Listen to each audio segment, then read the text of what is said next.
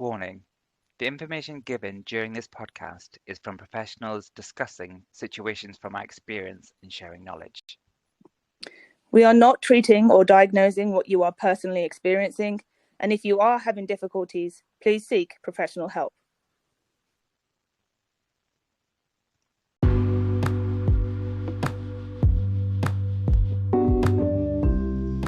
Hello and welcome to It's Not You. It's Them. This series is about getting started All you need to know about finding, working, and finishing up with a therapist.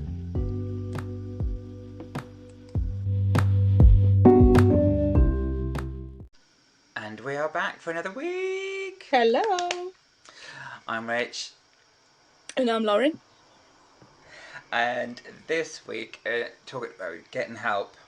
Our next topic is about looking at: am I ready? Am I ready for what's going to come across? What's going to happen next? That kind of thing. Mm-hmm. And I think one of the most important bits is about. I think you're going to talk about capacity. Yes. What does that mean?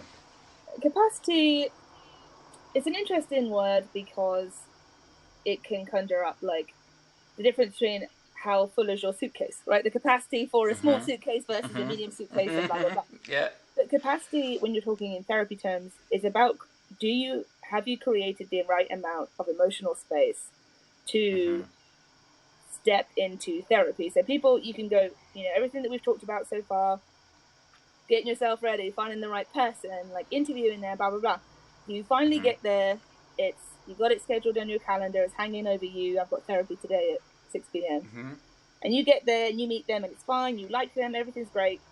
And then you spend the entire car ride home crying your eyes out. Which can happen. Which can happen, especially if you're going in there just to talk about your anxiety with presenting, right? Or something like that.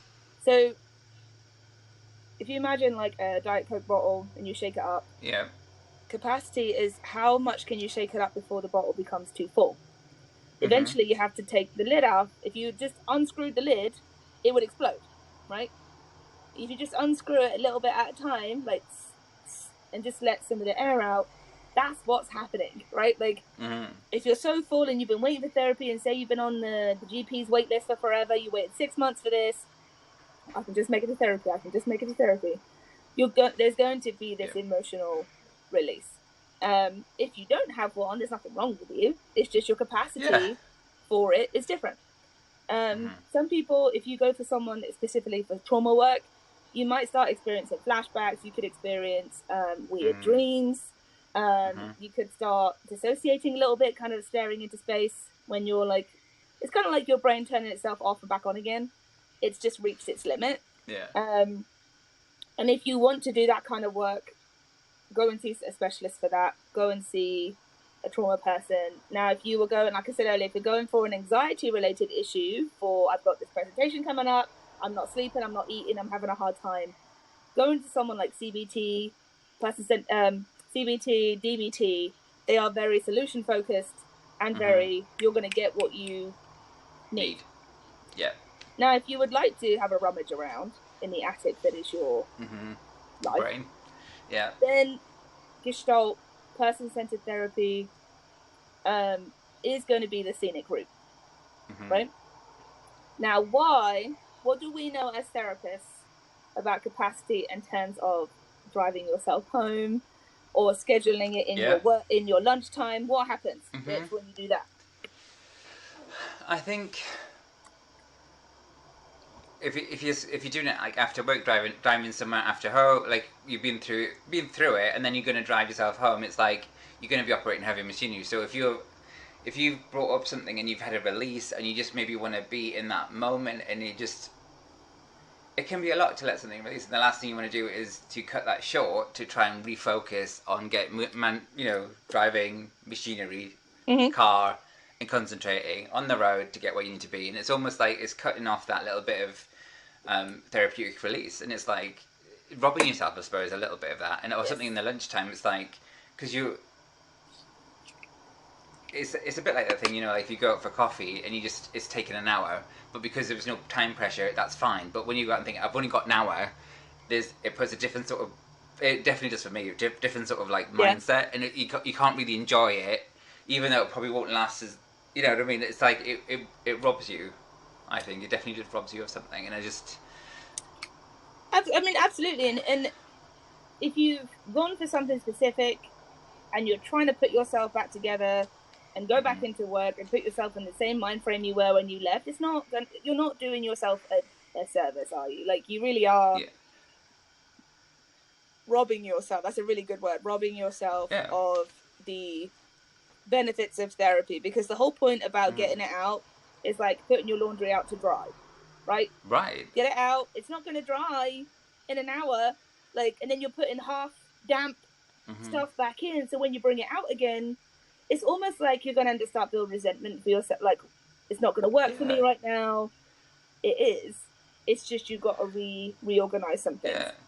I think that sometimes can be the benefit of like doing online therapy. You know, like because you're Yeah. in a place you haven't got the commute back, you can just step away from it, or you know you could arrange for a friend to pick you up afterwards, or you make sure that you take a bus or an Uber. Like you've already taken that additional thing out of the thing, so you can stay in that therapeutic release for as long as you can, and then Yeah. just allowed to just release properly. So then you're just fully letting go of whatever it is. I mean, also that can even what we're describing can sound a bit terrifying when somebody hasn't even started therapy yet. I'm going to have Yeah. all these things, I'm going to break them and stuff like that, and it's like it's important to remember about pacing, like the pacing Yeah. of a session.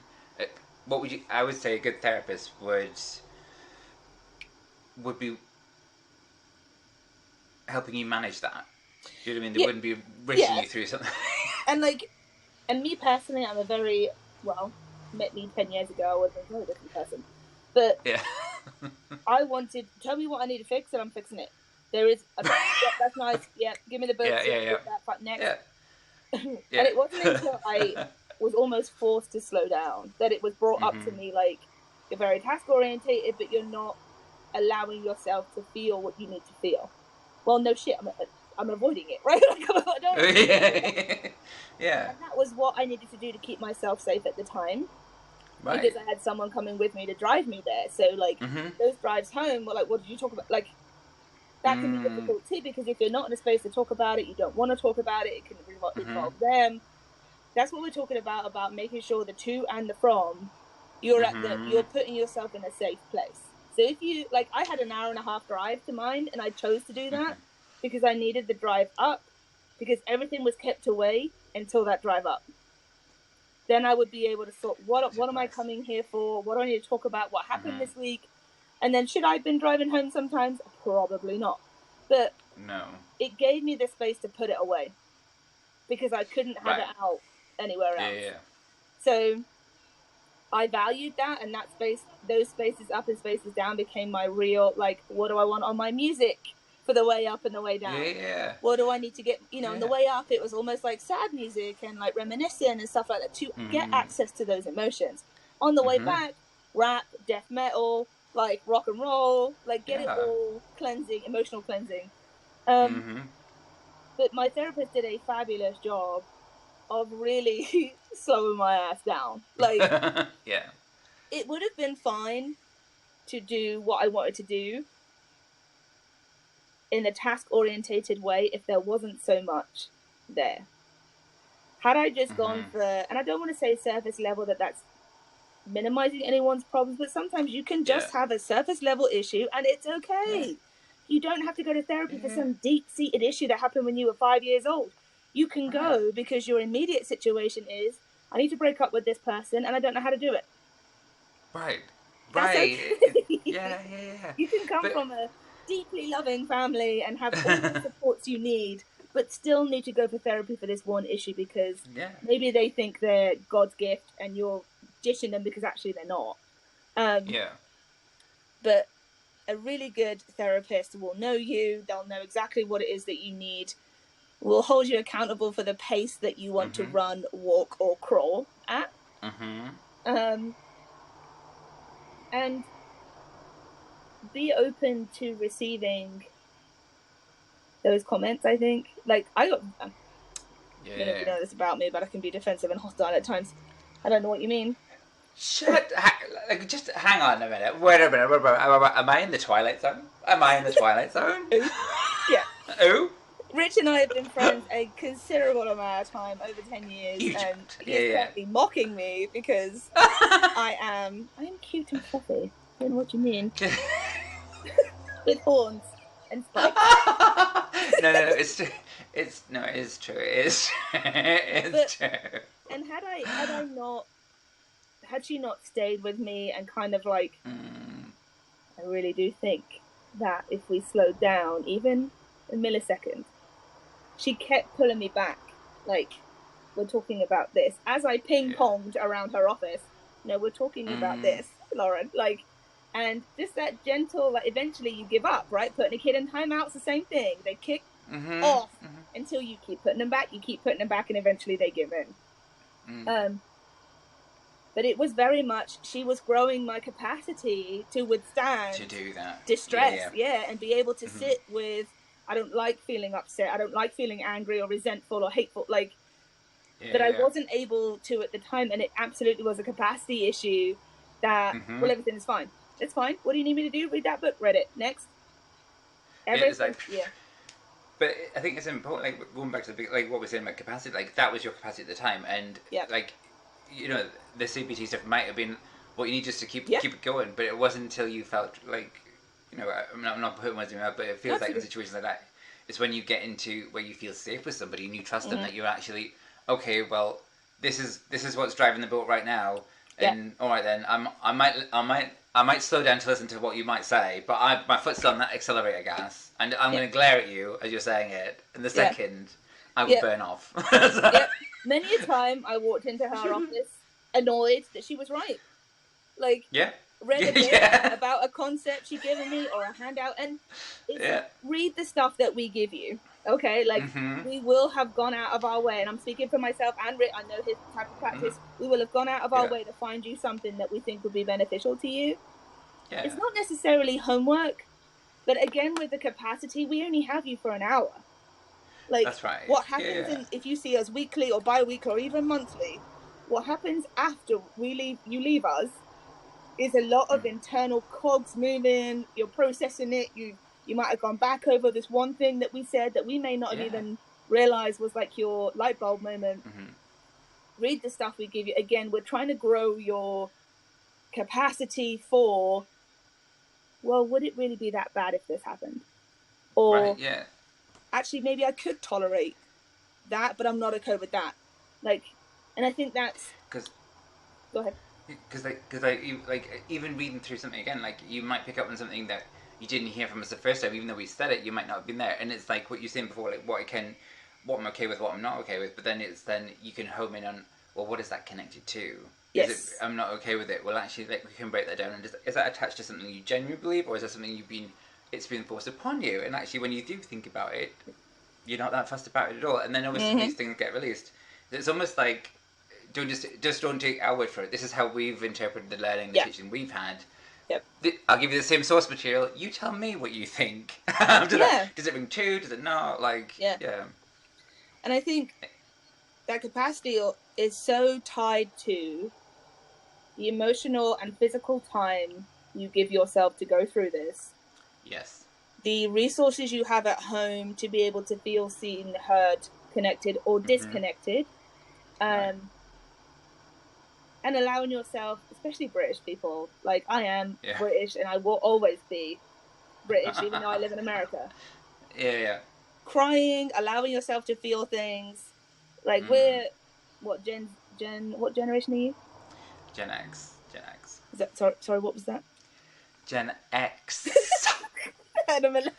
As in, I'll exterminate every single one of you people. And I think, generationally speaking, that's definitely the generations we were raised in terms of, like, you don't complain outwardly, you go home and you drink your feelings or you eat them. Like, there were other outlets. So if you're using public transport or you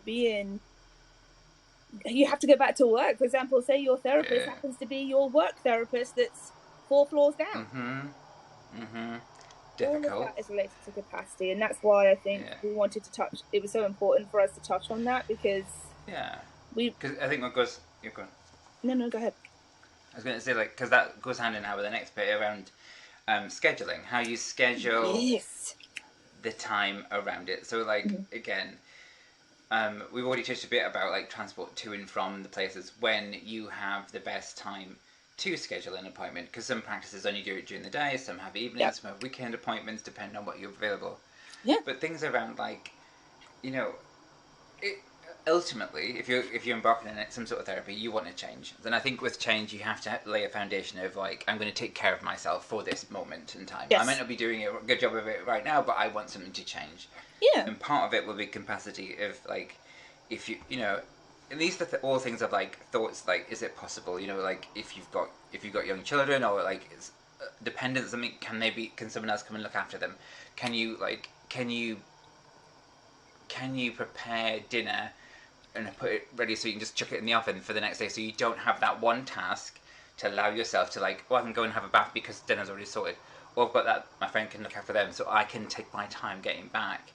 Yeah. Thinking about the location of where it is, because you said Mm-hmm. before, like some places, if they run late, really late appointments, how is the transport there and back? Do I feel safe? Because if you're going to be in your feelings about something, you might not be as aware of what's going on around you, and if it's somewhere that you feel a bit unsafe, it could be a safety issue. Yeah. Around about like, because and it's not. I don't want to make it sound like being in therapy is debilitating and will put you at risk. No. It's not. It's just like these are things just to be a bit more Consider. because it's important. Like, oh, I've got a therapy session, but then I've got a family get together because Uncle Billy's 70th Yeah. birthday. Is it maybe worth rescheduling that to a time after the party or a couple of days after, because I get past the hangover, rather than just Yeah. before that I'm going into, if it, because 9 times out of 10 there'd be some sort of family related issue connected to what you're going through. Do you really want to be flung into everybody when you're feeling it, and Yeah. scheduling is a really big important part of that, and allowing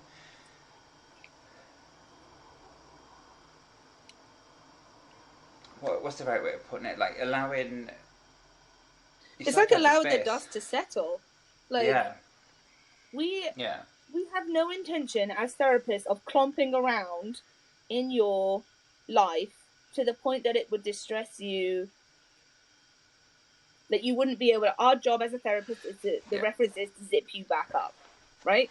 We Right. are supposed to Yeah. prepare you to be able to walk out of our door Mm. somewhat emotionally put back together enough to function in your Right. reasonable life. Now, Yeah. some days, some clients like to leave us what we call door handle comments.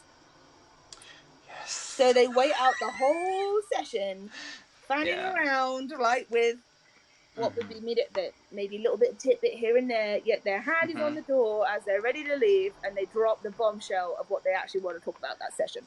Yeah. I completely understand that, right? I don't want Yeah. to talk about it. I just wanted you to know about it. But I've sat here kind of basically thinking about this thing the entire time.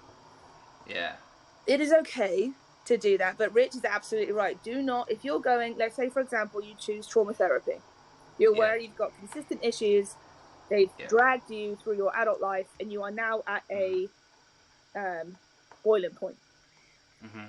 If you're going to go and talk to a trauma therapist for an hour, it's not just that hour that you're allocating to that. You're going to have the hour, if not an hour and a half afterwards, of you decompressing, coming back to your Mm. self.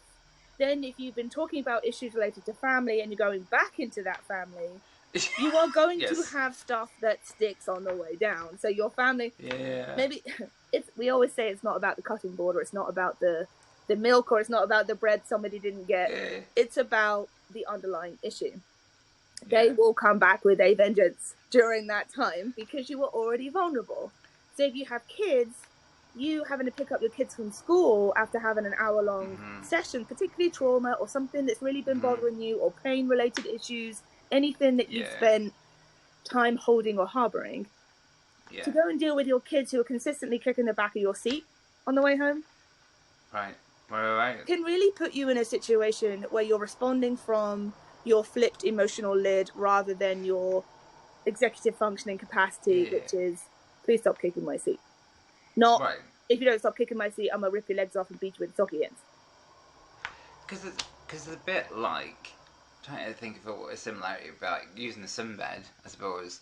Your skin will get a bit, you jump in the sunbed, you do 10 minutes or whatever, your skin is a little bit sensitive, so that slap on the chest or that grab, that innocent stuff that before wouldn't have bothered you, will make you feel some kind of way about it, and you're gonna have a reaction to it. So I suppose it's about that, because it's putting you in a sensitive bit.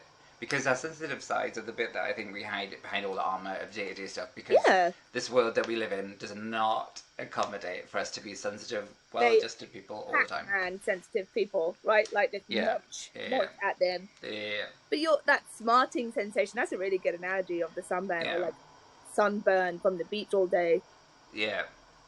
If we could outwardly see emotion, you know, when you see someone in the supermarket about 4 or 5 o'clock in the evening and they've been in the sun all day and you're like, oh, like, that's going to suck to you later on. Like, we outwardly feel them. I feel sorry for them. Like, God, that's going to hurt later on. Like, and I feel in my head, I'm like, do I tell them to go and get some after sun? Like, do I tell them? If you could see the emotions like that, I think people would also give you a wide berth in terms of, okay, that looks sore. I'm gonna leave. I won't put my hands on them. I won't give them a high. You know what I mean? Like, it almost is an outward warning of how they're sensitive. And you treat yourself differently. You'd be like, actually, I'm gonna put this lotion on, and I'm gonna go in, and I'm gonna have a really mild shower, and I'm gonna lie down in the bed, and I'm gonna have this snack that I want, and just everything else just go away for a minute. And I think that's how it should be as well. Like, if you have a particular favourite snack or something that gives you comfort, have it in your bag for after you finish the session. Have a few little things. Like, we're not talking spending lots of money, we're just talking about little things that you're going to have a little... If you're talking about an entire bag of chocolate buttons, you do you, boo. Like, if you want to cry on your way home to a bag of Cheetos, or there's this podcast you wanted to listen to, or there's this music or song that particularly makes you feel grounded, like anything, small thing. I have a squishy toy that when situations are really, really difficult for me, it'll be in my bag. I don't need it. I just need to know it's there. Right, and I think this is part of it. But this is like building your toolkit of stuff to help you manage it. And I suppose that leads us on to the last bit, is about how you support yourself. So this is directly correlated to like the amount of challenge you. This is from purely from therapists, from the training that we've had, is like the amount of challenge you present to a client is related to how much support they have in their life.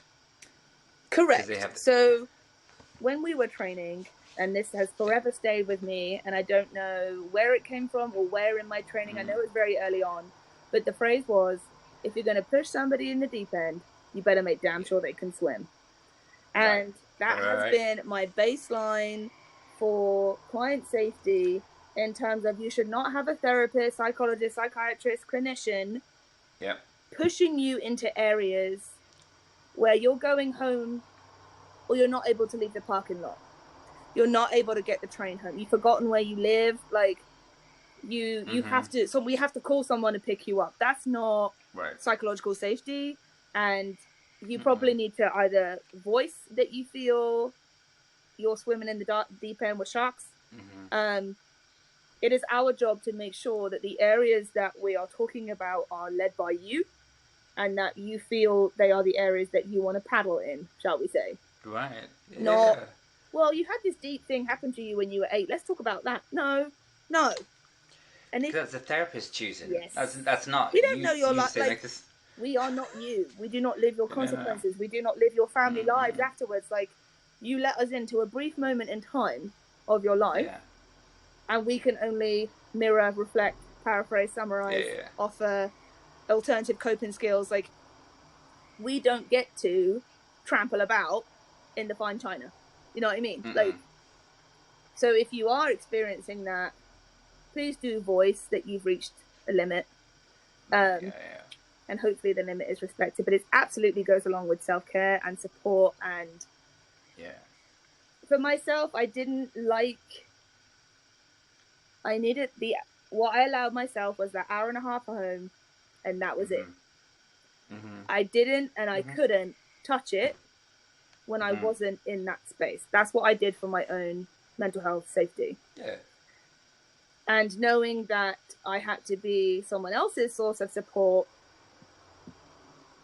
made me make sure that I kept and honored that hour and a half drive home. Yeah, protected. Yeah. To do that and to not feel guilty about it. Like, don't feel bad about going home and getting in a bath for 40 minutes and drinking tea because it feels nice to have the inside temperature the same as the outside temperature. Like, or watching, or watching a crap TV show, or, you know, going for a run, taking the dogs for an hour walk. Like, because if you don't, I would argue that everything else that we've talked about, setting yourself up, interviewing us, signing our forms, getting over your fear of therapists, has all been in vain because you're not allowing yourself to fully immerse in the experience of what a really good therapist can do for you. Because it could even be something as like, I just want to sit in bed and have a cocoa for my partner for half an hour. We don't have to talk about it. It's a simple thing, but it's just that feeling of like intimacy without anything else going on, just sort of like connection, just like hold me for a minute, just to let me get my bearings. And that's what I mean, like about support systems as well. And people like have them chosen few people that are really good at that. You don't feel like you have to like watch what you're saying all the time, and that you can trust them, and they're very, you know, sometimes that's your partner, sometimes you might not feel that for your partner, and that's okay. Go with there's no shoulds. There's just the people that you feel right with, you know. Or your dog, or your pet hamster, or your goldfish. Like anything that offers that like grounding feeling. You have to reconnect yourself to your immediate surroundings, right? The grounding is a great skill. You can, even if you just Google grounding online, you can get a lot of things to help you, and it's usually something you can see, hear, smell, touch, and taste. That really brings you back into being in your body, right? So what is happening to me right now in this moment? And when we rattle your cages and stuff comes out, sometimes it can be hard to like reorientate yourself. And as we said earlier, that should be happening towards the end of that session. There should be like 10-15 minutes and we kind of come back up. Like we go all the way down. It's like deep sea diving, right? Kind of get yourself ready in your gear. You're getting in, you're diving for like 20 minutes, and then you start to come back up. Yeah. And I think with a lot of some people, I feel like sometimes issues are like, you know, when you get like a powder or some like sand or whatever, like whatever, dirt or whatever, if you start shaking it, all the lumps will come to the top. And some people will say like, oh, my life was so good, why was it now getting all this stuff coming up? Well, the brain is very clever, and I'm fully believed of like, now you're in a stable environment, I can now release this. Shh. It's like, it'll just like bring up, and I think, you know, you can clear them and do that bit of therapy, and then it goes or whatever, and it's, you know, further down the line you might bring it up again, because I feel like it's cycles of it. Like you don't have to be in it for several years, and you've dug up everything. Like you don't have to redig a garden if you just want to plant some flowers, right? Very good. And I think that is a really good point to make. Like, if you didn't dig, you wouldn't know. Like, the brain will protect you at all costs, right? There are parts of us that exist or that get created and as a result to keep ourselves psychologically safe, right? So to stop yourself from hearing things, seeing things, doing things you don't remember, losing track of time, like those are all things that the brain does. It's a great magician, right? Look over here. Don't look over there. Don't look behind the closet. There's no one back there for you. Mind your own business. And it's important it's not doing it to set us up to fail. It's doing us to keep us alive. So when we talked about that a little bit earlier, when you start to shake the box and stuff starts to come out, it was already there. It was just being hidden for your own safety. And that's what we're talking about, because like we said again earlier, like what we do in that hour is give that kennel, cage, attic, and one almighty kick, right? So things are going to shift. Something might fall down that you didn't realize was there. You're like, oh, how long has that been in there? I didn't realize that. Like, that's the beauty of it, because you can decide what to do with it. Do you put it back and pretend like it didn't drop out? Do you look at it and go, huh, I don't need that anymore? Like, that's what I love so much about helping clients reorganize themselves, right? It very much is, okay, so I have that document in your head, like a Google Drive, right? I have that bit over there.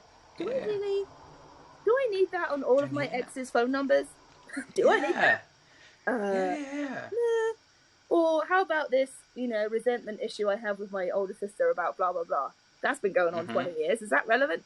So in being able to help people, like, it's almost like that Chinese lady on TV that talks about, like, the decluttering your life.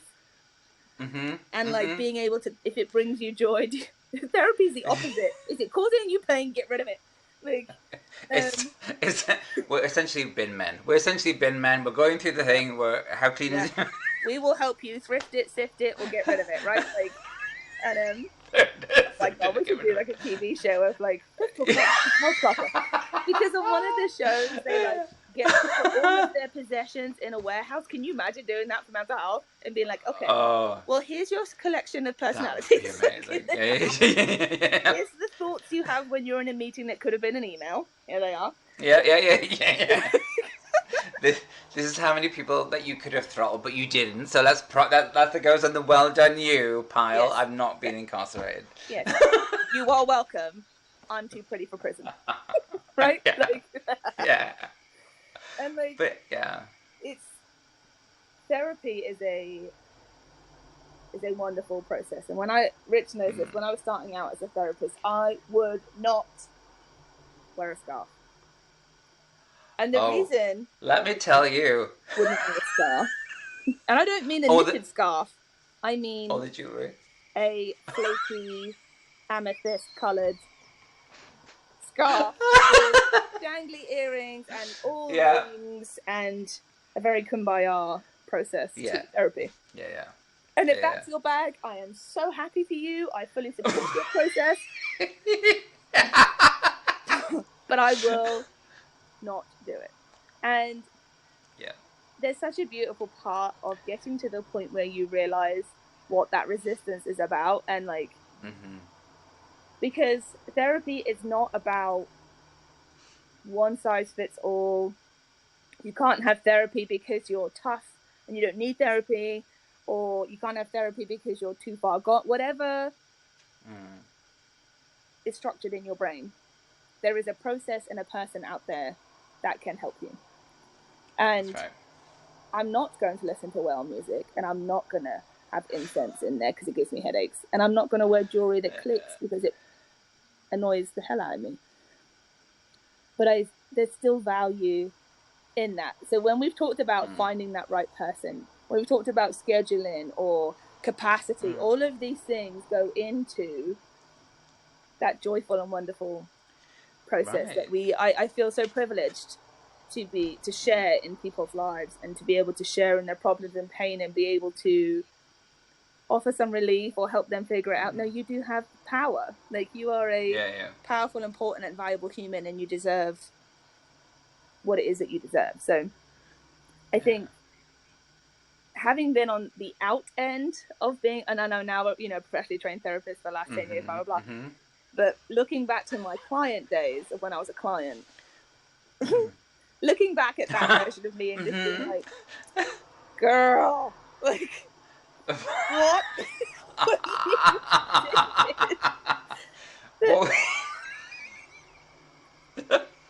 And being able to look back and go, you know what, that was really important. It was really important to have that car journey. It was okay to listen to that music on the way home.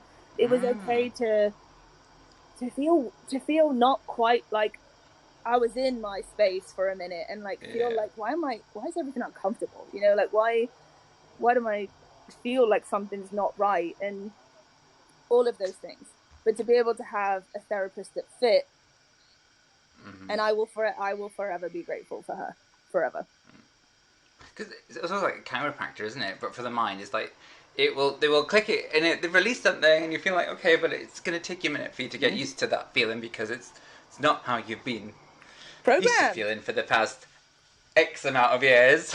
Absolutely. And if you're as resistant / stubborn as I am, it will hit everything on the way down as to give it one. which is probably why I'm Yeah. in the right position in my job I'm in now. Yeah. Yeah, but why though? But why though? Why? Why though? Is there anything in your experience as a client where you felt like you got it wrong and you were able to adjust? So you trusted yourself. Can you give us an example of that? Like, as in... As you mean, like, as in trusted... Like you went out on a 3-day bender after a therapy Mm-hmm. session, and how did you come to your senses that that wasn't helpful for you? I don't think Not I ever came suggesting to that my you go on 3-day senses. benders, No, but I've been occasionally having used to think about it. on the But, Ribena. yeah, I've been... I think being hungover, if I've been, like, I think I might have been hungover once or twice. But, no, actually, like before, I think the sessions that I had during my therapy thing were quite pretty valid. The ones before that, like I did a couple where it was like double sessions. It was double 1 hour sessions Oh my with this. goodness. Because I took it like it was being bloody efficient. It was about I did 2 hour driving lessons because once you get into it, you want to I did practice too. it. Cause Yeah. So I applied that logic to therapy, and I think what got me was I felt the need to really explain every part of what had happened in my life, so they knew my whole story. So then we could make something from that, and that was probably the worst part about it, because it felt me just reciting and reciting. I didn't get much from that whole process. Mm-hmm.